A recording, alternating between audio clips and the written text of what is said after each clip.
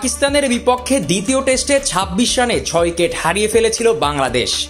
সেই পরিস্থিতি থেকে উত্তরণ হয় লিটন দাস ও মেহেদী হাসান মিরাজের মহাকাব্যিক এক পার্টনারশিপে।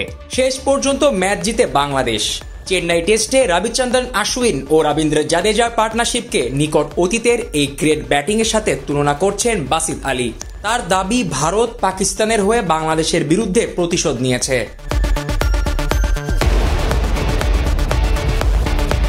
অন্য ব্যাটারদের নিয়ে ভাবতে গিয়ে বাংলাদেশ জাদেজা অশ্বিনকে হালকাভাবে দেখেছিল দাবি করে তিনি বলেন, লিটন ও মিরাজ আমাদের দেশে যা করেছিল, আজ জাদেজা ও অশ্বিন বাংলাদেশের বিপক্ষে একই কাজ করেছে। ২৬ রানে ৬ উইকেট হারানোর পর ওরা মেরে খেলেছিল। আজ এর প্রতিশোধ নিয়েছে জাদেজা ও অশ্বিন। ঠিক একই রকম খেলেছে, কারণ বোলারদের সব মনোযোগ ছিল জয়সওয়াল, গিল, রোহিত, কোহলি ও পান্তের নিয়ে। তারা ভাবেনি জাদেজা ও অশ্বিনও যে আছে।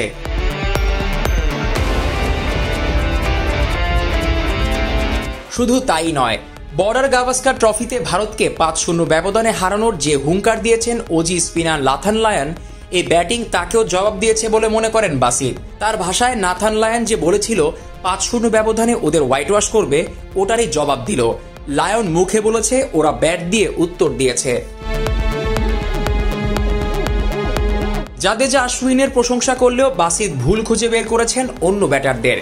তিনি জানান, বাংলাদেশ টসে জিতে ফিল্ডিং নিল, ৩৪ রানে ভারতের ৩ উইকেট পড়ে গেল। আমি ভাবলাম এসব কি হচ্ছে। হাসান মাহমুদের বল বুঝতেই পারছে না।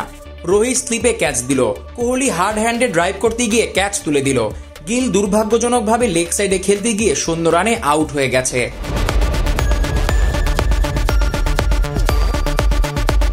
এমনকি ইয়াশাসবি জয়সওয়ালের 50ও কেন ভালো লাগেনি তাও খোলাসা করেছেন বাসিত। বাবর যেভাবে শরীফুলের বলে আউট হয়েছিল, গিল একইভাবে হাসানের বলে আউট হয়েছে।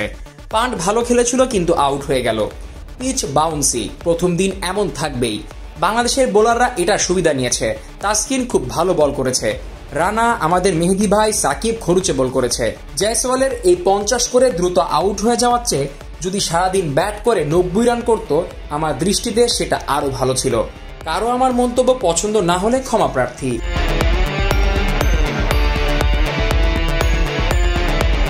Jisan Ahmed, BD cric time.